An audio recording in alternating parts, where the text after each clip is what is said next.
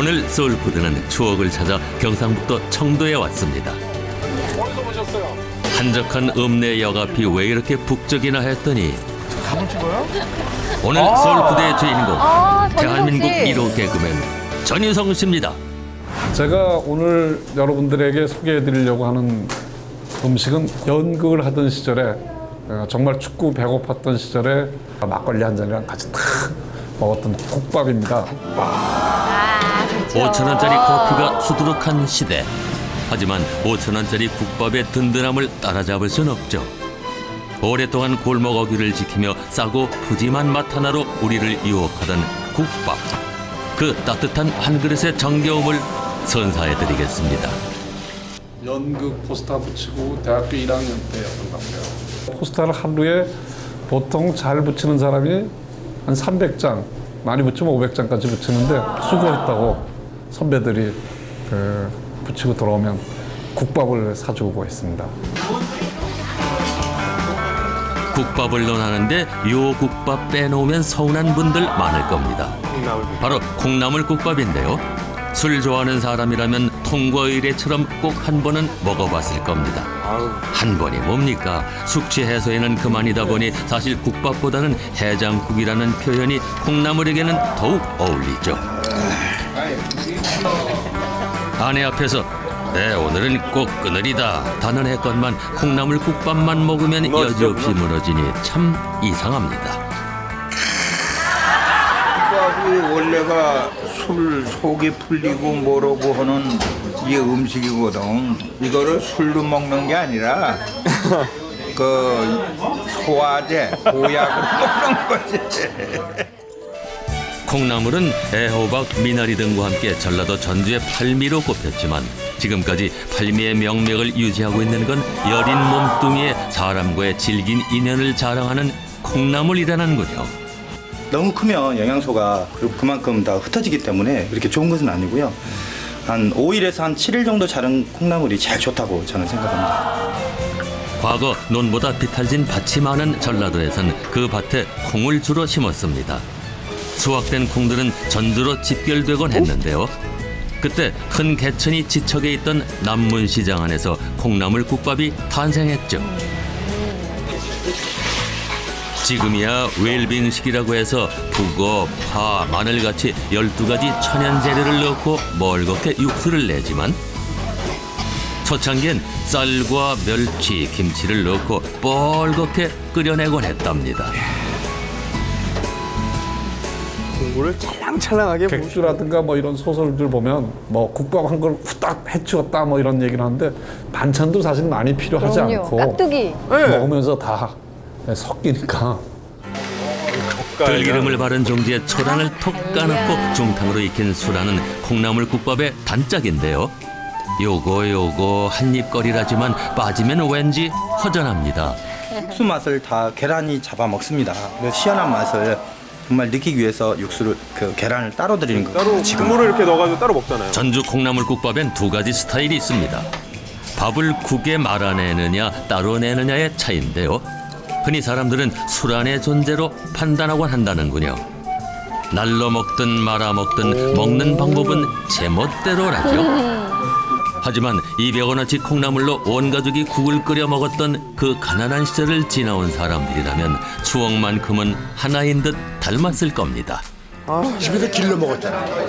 겨울이면 시루에다 놓고 아랫목에다 놓으면은 매일 물을 갈아주잖아. 매일 고기 떠주고 그러면 자라.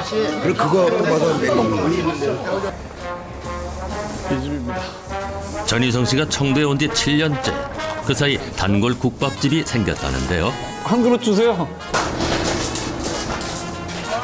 소고기 국밥 아닙니까? 침이 절로 넘어가는군요. 지금도 갈등했어요. 끝까지 말아야 되냐, 중간에 말아야 되냐. 어휴, 맛있게 드시네요. 역시 소주는 훌륭해요. 방송 관계상 소주는 거는 안 하겠습니다. 소고기 국밥 한 그릇이 소원이던 때도 있었습니다. 지금은 동네 정육점에 가도 소고기쯤은 쉽게 살 수 있는데요. 모두가 어렵게 살던 시절엔 소고기가 가득 든 국밥을 구경하기란 하늘의 별 따기였죠. 기계로 기름을 둥둥 띄웠을 뿐 뚝배기를 채우던 것은 갖은 채소들이었으니까요. 화면에 딱 해주면 반찬 필요 없잖아요. 내가 이제 하루 돌아가시면 국밥만 하면 생각난다. 옛날에 이제 시장에 이제 오면은 가마솥에 걸어가지고 막 그물이 향 이래가지고 그 하는 거 보면 춤이 넘어가지. 소고기에 기름이 둥둥 떠 벌게 뜨는 거야. 요즘 그렇게 안 해. 그래 안 먹어. 예전엔 청도하면 소싸움이었는데 그렇죠. 요즘은 링 위에 선 소보다 가마솥에 들어간 소고기를 찾는 이들이 더 많다고 하는군요. 어떤 부위는 육수를 맛있게 국물을 구수한 국물을 맛을 내게 해주고 씹히는 식감이라든지 이거를 굉장히 더 맛있게 해주는 고기 부위가 있고 소고기 국밥은 역시 소고기가 왕입니다. 육수에서 고기 덩어리를 빼면 무하고 파만 남아있을 정도죠. 주물 공장에서 나온 옛날식 까만 무쇠솥에 펄펄 끓여내던 시뻘건 소고기 국밥은 언뜻 보면 육개장을 닮았는데요. 소고기 국밥의 조상이 멍멍 게장국이었다는 설도 있습니다. 고기가 들어가서 육개장이 되었다나 뭐라나 어찌됐건 만만일품이면 그만 아니겠습니까? 그러니까 예전에는 기름을 너무 많이 넣어가지고 이거 먹다 보면 기름이 입가에 이렇게 막 묻고 그 두루마리 휴지가 테이블마다 이렇게 매달려 있어갖고 먹다가 이렇게 해서 입을 닦아가면서 먹고 했던 그런 생각이 나고. 도저히 못 참겠습니다. 여기 소주 한 잔만.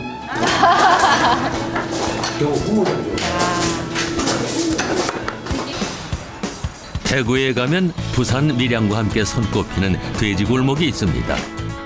사실 돼지국밥 하면 가장 먼저 떠오르는 곳은 부산이죠. 하지만 다른 건 몰라도 따로국밥 하면 대구가 원조입니다. 1946년 돼지국밥을 팔던 피난민들이 하도 밥 따로 국 따로 시키니 묘책으로 내놓은 국밥이 따로국밥이 됐다는군요. 꽤 오래전부터 지금까지 이 골목의 명성은 자자하지만 사실 진짜 원조들은 하나 둘 세상을 뜨고 명맥을 잇고 있는 집은 이제 단 3곳만 남았다고 합니다. 이 골목을 이용한 지 한 14년 정도 됐지. 옛날 이쪽 골목으로 국밥집이 굉장히 많았다고. 많았는데 유일하게 남아있는 국밥집이 이 집이 남아있는데 이거는 딴 집보다는 냄새도 안 나고 맛도 깔끔하고 그래서 사람들이 많이 오는 거죠. 돼지국밥에 특별한 맛의 비법이란 없습니다. 그저 질 좋은 고기가 맛을 내는 관건인데요. 이 집 고기는 뭐가 달라도 다른 모양입니다. 예전부터 대통령이나 정치인들이 이 집 수육을 그렇게 찾았다고 하네요. 근데 첫째는 고기가 암돼지 좋아해야 됩니다. 뭐 안에 들어가는 거 없고 그냥 물거리 가지고 끓는 물에 넣고 시간 돼서 건지고. 그렇지? 지금은 돼지국밥 안에 삼겹살과 순대를 주로 넣는데요. 돼지고기의 안심 등심이 해외로 수출되던 1970년대에는 삼겹살, 내장 등 국내에 남아돌던 구성물들이 돼지국밥의 주 재료였습니다. 진짜 맛있겠다. 갖은 양념으로 치장하지 않으면 어떻습니까?